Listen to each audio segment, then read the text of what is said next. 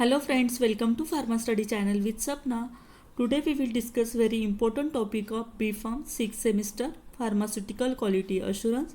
In that we will discuss Unit 5 Warehousing, that is a Good Warehousing Practices GWP. It is very important as per exam point of view. In that we will discuss there are mainly 2 points in this chapter, that is a warehousing plus material management. Today we will discuss part of warehousing.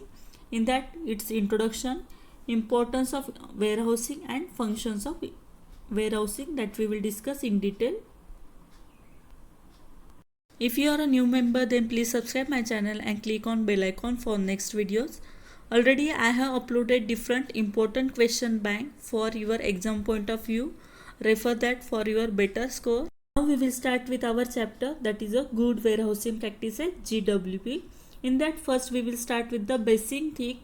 What is a warehouse? Warehouse म्हणजे काय असतं ते पहिले बघूया. त्याच्यानंतर warehousing हा basic concept पहिले लक्षात घ्यायचा आहे. Then you can write in better way in the exam. Warehouse. Warehouse means it is nothing but a house or building. House means a building.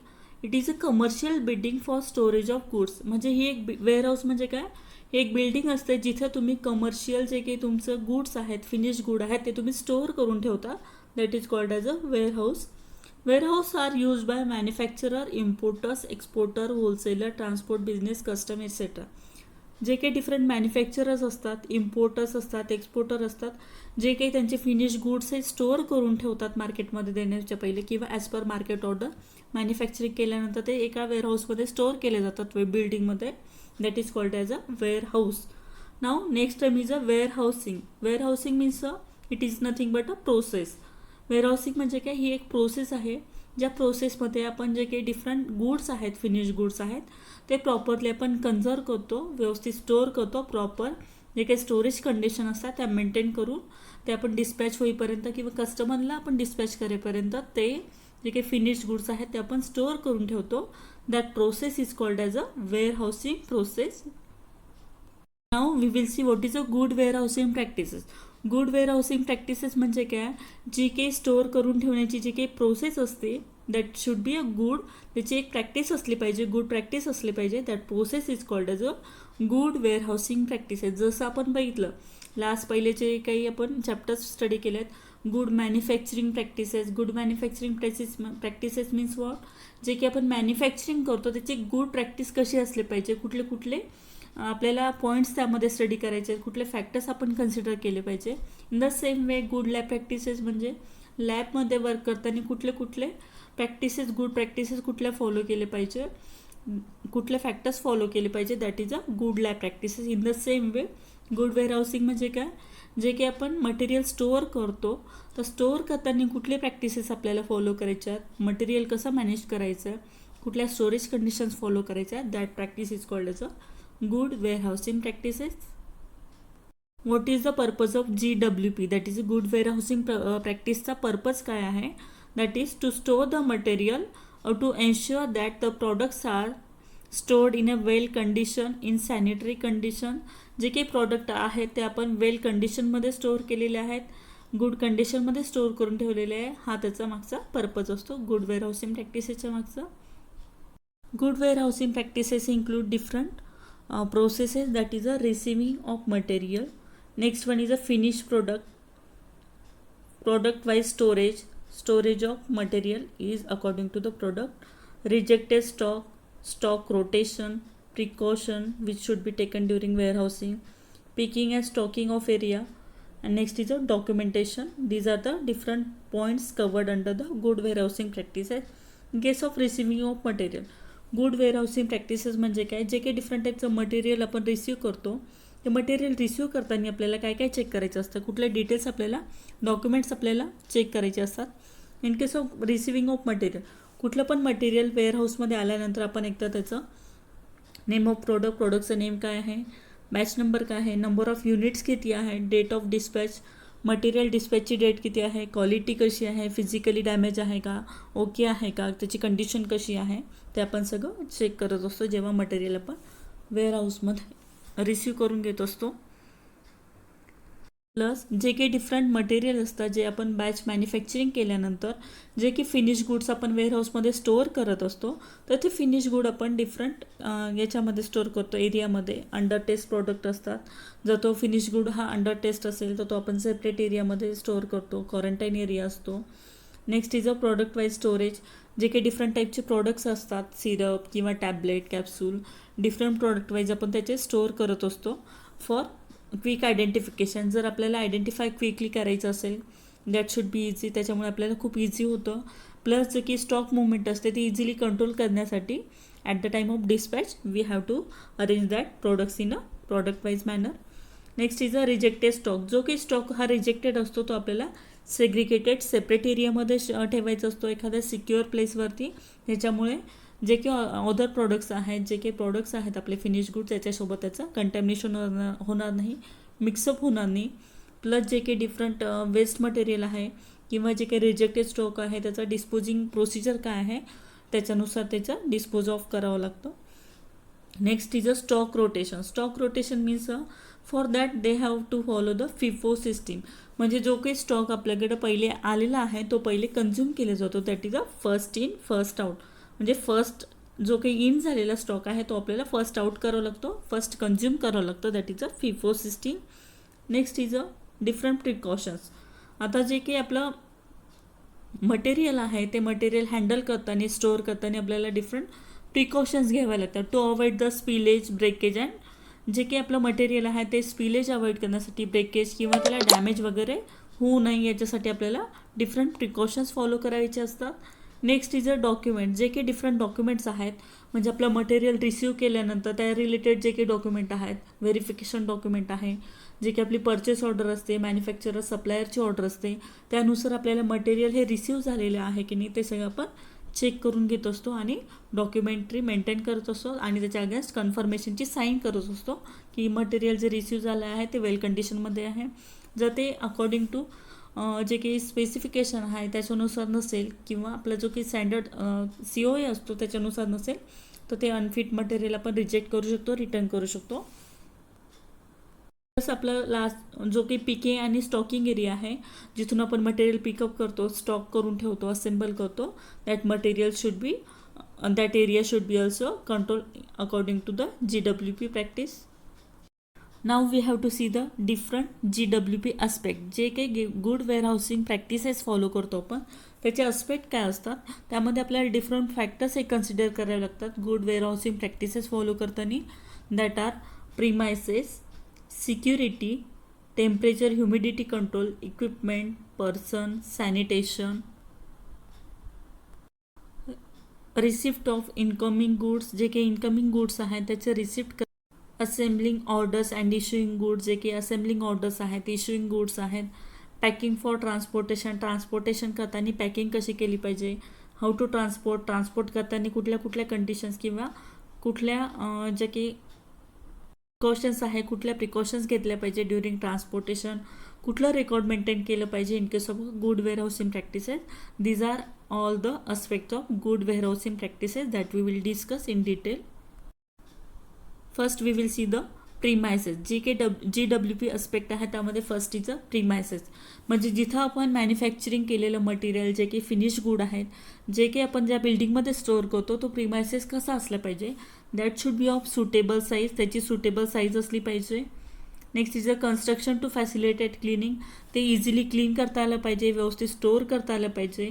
Plus जो काही आपल्याला स्पेस जो आहे तो पण सफिशियंट स्पेस असला पाहिजे ज्याच्यामुळे आपण सेग्रिगेटेड मटेरियल हे कॅटेगरी वाईज सेग्रिगेट करून ठेवू शकतो. प्लस जो काही स्टोरेज एरिया आहे that should have a proper lightning. तिथं प्रॉपर लाईट असला पाहिजे, व्हेंटिलेशन असलं पाहिजे, टेम्परेचर कंडिशन, ह्युमिडिटी मेंटेन करता आली पाहिजे, इक्विपमेंट आणि स्टोरेज कंडिशन्स ह्या व्यवस्थित असले पाहिजे in case of a storage area. That is very important in case of a premises.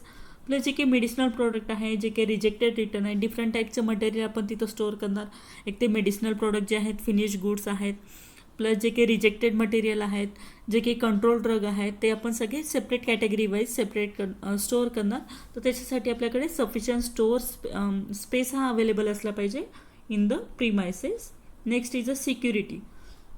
जे काही आपलं मटेरियल आहे, फिनिश गुड्स आहेत, जे की आपलं मटेरियल आहे जे आपण वेअरहाऊसमध्ये स्टोअर करतो that should B prevented from theft. तिथं चोरी नाही झाली पाहिजे किंवा काही पण कुठल्या पण अनऑथराइज पर्सनला तिथे एंट्री नाही करता आली पाहिजे. That should have a security. जो की गुड वेअरहाऊसिंग एरिया आहे that should be a secure area. Establish system for controlling access to the facility. जी की फॅसिलिटीज आहेत वेअरहाऊसिंगच्या तिथे एक कंट्रोलिंग ॲक्सेस असला पाहिजे की जे की ऑथराइज पर्सन आहेत त्यांनाच तिथे एंट्री असली पाहिजे. Next point is a temperature and humidity control. आता आपलं जे की फिनिश गुड आहे त्या प्रत्येकाची स्टोरेज कंडिशन ही वेगळी असणार आहे. तर त्याच्यासाठी तिथले टेम्परेचर ह्युमिडिटी कंट्रोल असली पाहिजे जेणेकरून आपलं मटेरियल हे व्यवस्थित आपण तिथे स्टोअर करू शकतो आणि त्यामुळे त्याची क्वालिटी मेंटेन राहील आणि त्याची क्वालिटी ही हॅम्पर होणार नाही. So you have to maintain the temperature humidity control. जे काही आहे आपण डिफरंट जे काही डिव्हायसेस आहेत त्याच्या थ्रू आपण टेम्परेचर ह्युमिडिटी कंट्रोल करत असतो आणि त्याचा रेकॉर्ड पण मेंटेन केला जातो आणि तो रेकॉर्ड हा रिव्ह्यू करून रिटेन केला जातो. जो काही रिस्पॉन्सिबल पर्सन असतो तो त्याचा रेकॉर्ड हा मेंटेन करत असतो. Next is equipment. जे काही डिफरंट इक्विपमेंट आपण वेअरहाऊसिंगमध्ये यूज केले जातात, वेईंग बॅलन्सेस यूज केले जातात किंवा जे काही डिफरंट टेम्परेचर ह्युमिडिटी कंट्रोल करण्यासाठी जे काही आहेत डिव्हायसेस ते सगळे कंट्रोल केले जातात, मेंटेन करावे लागतं आणि त्याचं प्रिव्हेंटिव्ह मेंटेनन्स पण हे करावं लागतं. प्लस जे काही HVAC सिस्टीम वगैरे प्रोव्हाइड केलेले असतात वेईंग बॅलन्सच्या तिथे वगैरे ते सुद्धा मेंटेन करावं लागतात. त्याचे कॅलिब्रेशन रेकॉर्ड प्लस जे काही डिफरंट कम्प्युटराइज सिस्टीम आहेत इन्व्हेंटरी सिस्टीम मेंटेन करण्यासाठी, स्टॉक मेंटेन करण्यासाठी, इन आउट स्टॉक किती आहे ते मेंटेन करण्यासाठी जो काही असतो कम्प्युटराइज सिस्टीम वगैरे त्यासुद्धा आपल्याला व्यवस्थित कॅलिब्रेटेड आणि त्याचं पण रेकॉर्ड हे मेंटेन करावे लागतात. Next is a person. जे की पर्सन तिथे वर्क करतात वेअरहाऊसमध्ये that should be a well qualified. तिथले पर्सन सगळे वेल क्वालिफाईड असले पाहिजे, वेल ट्रेंड स्टाफ असला पाहिजे आणि मेन म्हणजे सफिशियंट नंबर ऑफ स्टाफ हा अवेलेबल असला पाहिजे. प्लस जो की ऑर्गनायझेशन चार्ट आहे तो सुद्धा अवेलेबल असला पाहिजे आणि जे की पर्सन वर्क करतात त्यांची जे काही जॉब आहे that should be a describe. तो जॉब हा डिस्क्राईब केलेला असला पाहिजे. जॉब डिस्क्रिप्शन हे अवेलेबल असलं पाहिजे. Next point is a sanitation. आता जिथे आपण मटेरियल स्टोअर करतो that area should be a sanitised area. तो एरिया हा क्लीन असला पाहिजे, नीट अँड क्लीन असला पाहिजे. तिथं पेस्ट कंट्रोल असलं पाहिजे जेणेकरून आपलं जे काही फिनिश गुड आहे, जे काही मटेरियल आपण स्टोअर केलेलं आहे तिथे कुठलंही कंटॅमिनेशन होणार नाही, ते मटेरियल डॅमेज होणार नाही, स्पिलिंग होणार नाही. हे सगळं अवॉइड करण्यासाठी जी काही आपली रिटर्न प्रोसिजर असते क्लिनिंग मेथडची प्लस सॅनिटेशन मेंटेन करण्याची ती मेथड तिथं फॉलो केली गेली पाहिजे. प्लस सॅनिटेशनमध्ये जे की डिफरंट पर्सन वगैरे असतात त्यांना adequate toilet facility, changing facilities ह्या अवेलेबल असल्या पाहिजे. Next point is a receipt of incoming good. जे की आपले इनकमिंग गुड्स आहेत ते रिसिप्ट करताना किंवा ते रिसिव्ह करताना आपल्याला कुठल्या गोष्टी चेक करायचं आहे. एक तर तो जे काही मटेरियल आपण रिसिव्ह केलं आहे ते आपल्याला व्हिज्युअली चेक करायचं आहे. ते कुठल्याही डॅमेज कंडिशनमध्ये नसलं पाहिजे, ते इझिली आयडेंटिफाय झालं पाहिजे कुठलं मटेरियल आहे ते. त्याच्यासोबत जे डॉक्युमेंट आलेलं आहे त्याच्या अगेन्स्ट आपण ते चेक करणार हे मटेरियल रिसिव्ह झालेलं हे ओके आहे की नाही. प्लस ते जर डॅमेज कंडिशनमध्ये असेल किंवा जे मटेरियल आहे ते ओके नसेल ॲज पर डॉक्युमेंट तर ते मटेरियल तुम्हाला रिजेक्ट करू शकता किंवा तुम्ही ते रिटर्न करू शकतात आणि तुम्हाला तिथे साईन करायची असते, कन्फर्मेशन साईन करायची असते रिसिव्ड बायची. Next is a assembling orders and issuing goods carried to adequate SOP. This assembling order is carried out according to adequate SOP. जे काही तुमचे SOPs असतात, स्टँडर्ड ऑपरेटिंग प्रोसिजर असतात, त्याच्यानुसार तुम्हाला पिकअप आणि स्टोरेज जे काही असतं इश्यूइंग गुड्सचं ते तुम्हाला करायचं असतं. Visually examine. जे काही मटेरियल तुम्ही इश्यू करतात किंवा रिसीव्ह करतात ते तुम्हाला व्हिज्युअली एक्झामिन करायचं असतं, आयडेंटिफाय करायचं असतं की डॅमेज आहे का किंवा डॅमेज कंडिशनमध्ये असेल, अनफिट मटेरियल जर असेल तर that you have to document. ते तुम्हाला डॉक्युमेंटरी पण मेन्शन करायचं असतं आणि ते मटेरियल तुम्ही रिटर्न करू शकतात, रिजेक्ट करू शकता. Next point is a packing for transportation. आता तुम्हाला मटेरियल जे की फिनिश गुड आहे ते ट्रान्सपोर्ट करायचे आहेत, डिस्पॅच करायचे, तर त्याची पॅकिंग कशी असली पाहिजे. दॅट पॅकिंग शुड बी अशी पॅकिंग असली पाहिजे की मटेरियल तुमचं इझिली आयडेंटिफाय झालं पाहिजे. There should be no contamination. ते मटेरियलला कुठलंही कंटॅमिनेशन झालं नाही पाहिजे. जे की डिफरंट स्टोरेज कंडिशन आहे त्या मेंटेन असल्या पाहिजे, कंट्रोल टेम्परेचर कंडिशन मेंटेन असल्या पाहिजे आणि ते प्रिकॉशन घेतले पाहिजे की तुमचं मटेरियल जे आहे ते व्यवस्थित कंडिशनमध्ये पोहोचेल, त्याची क्वालिटी मेंटेन राहील, स्टोरेज कंडिशन मेंटेन राहील. There should not be spillage. तिथं स्पिलेज झालं नाही पाहिजे आणि ब्रेकेज पण नाही झालं पाहिजे. that precaution you have to take during the transportation. Next point is a transport.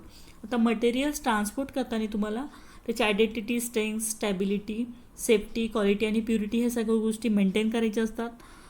Plus त्याच्यामध्ये कुठलंही कंटॅमिनेशन नाही झालं पाहिजे आणि ॲडिक्वेट प्रिकॉशन घेतली पाहिजे की त्याची टेम्परेचर, ह्युमिडिटी मेंटेन राहील आणि ड्युरिंग ट्रान्सपोर्टेशन कुठलंही ब्रेकेज वगैरे होणार नाही किंवा डॅमेज होणार नाही material. Next is a records. आता जे काही तुमचं गुड वेअरहाऊसिंग प्रॅक्टिसेस आहे त्यामध्ये तुम्हाला ही टोटल प्रोसेस जी आहे ती फॉलो करताना तुम्हाला डिफरंट डॉक्युमेंट रेकॉर्ड पण करावे लागतात. डिफरंट डॉक्युमेंट्स आहेत जे की तुम्ही मटेरियल रिसीव करतात, इश्यू करतात, त्या related document, issuing goods related document, जे की पर्सन वर्क करतात त्यांचं training. Next is a monitoring of temperature and humidity, जे की आपण टेम्परेचर ह्युमिडिटी कंडिशन मेंटेन करतो त्या related monitoring. Next is a cleaning of next record is a cleaning operation, जे की आपण क्लिनिंग वगैरे करतो, सॅनिटेशन मेंटेन करतो त्या related record. Pest control, different rodent वगैरे असतात त्यांच्यापासून प्रिव्हेंट करण्यासाठी पेस्ट कंट्रोल करावं लागतं आणि त्या रिलेटेड रेकॉर्ड. कॅलिब्रेशन, जे काही डिफरंट इक्विपमेंट वगैरे यूज करतो त्या रिलेटेड कॅलिब्रेशन रेकॉर्ड. प्रिव्हेंटिव्ह मेंटेनन्सचं रेकॉर्ड हे आवश्यक असतं. प्लस जे काही डिफरंट प्रॉडक्ट असतात, प्रॉडक्ट रिकॉल रिलेटेड वगैरे. कंप्लेंट जे काही असतात, कंप्लेंट रिलेटेड, मार्केट कंप्लेंट वगैरे असेल तर इन्व्हेंटरी, स्टॉक वगैरे जो काही मेंटेन करतो आपण कम्प्युटर सिस्टीमवरती तो. आणि लॉग ऑफ सिग्नेचर, म्हणजे जे काही सिग्नेचरचं रेकॉर्ड असतं ते पण तुम्हाला मेंटेन करावं लागतं मटेरियल इश्युअन्ससाठी, रिसिविंगसाठी किंवा मटेरियल रिटर्न, प्रॉडक्ट रिकॉल. जे की लॉग रजिस्टर असतात ते पण तुम्हाला मेंटेन करावे लागतात. हे सगळे रेकॉर्ड तुम्हाला दाखवावे लागतात मेंटेन.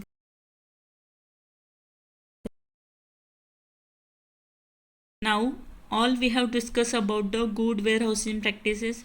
गुड वेअरहाऊसिंग प्रॅक्टिसेस काय असतं, त्याची डेफिनेशन, इम्पॉर्टन्स, फंक्शन्स हे आपण सगळे डिस्कस केलेले आहेत. आय होप सगळ्यांना कळालं असेलच. सो प्रिपेअर दिस वेल. पहिले याची कन्सेप्ट जी आहे, बेसिक कन्सेप्ट ती समजावून घ्या आणि त्यानंतर तुम्ही एक्झाममध्ये इझिली रायटिंग करू शकता. All the best for your exam preparation. Please like and share this video. If you are a new member, then subscribe my channel Pharma Study with Sapna and press bell icon for next videos. If you have any suggestion, then give your suggestion in suggestion box. Thank you.